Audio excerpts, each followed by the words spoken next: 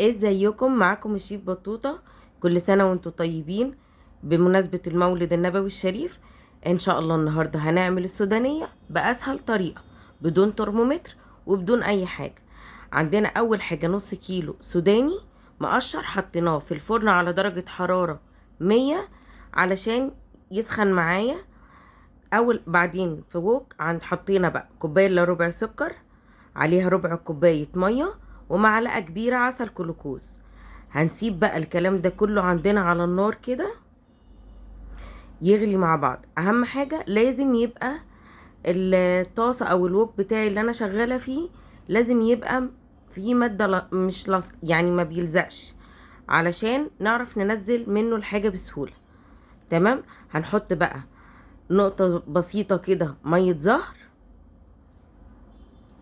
رشة ملح ليمون، ورشة فانيليا. اول ما ابتدى بقى ياخد اللون الذهبي الحلو بتاعنا ده كده، يبقى السكر كده معايا جاهز. هنبتدي بقى ننزل عليه بالسوداني السخن، لازم السوداني يكون سخن، ونديله تقليبة سريعة كده.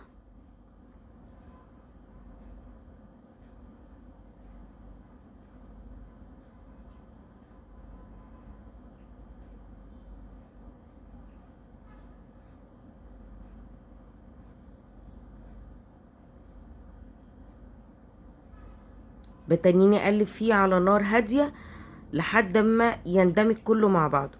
في صاج بقى مدهون بزيت خفيف ببتدي افرد السودانية بتاعتي عليه بالشكل ده بشكل منتظم. وطبعا نخلي بالنا ان بتبقى سخنة جدا، ما نحطش ايدنا عليها. تمام. بالنشابة برضو مدهونة بزيت خفيف ابتديت اساعد في الفرد كده. بعد ما سويتها هبتدي بقى اقطعها على طول قبل ما تبرد معايا علشان تكون سهلة.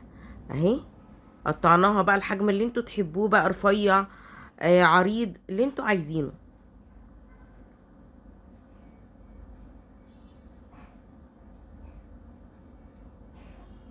بس كده، وسبناها تنشف وشلناها. بصوا هشة زي وجميلة.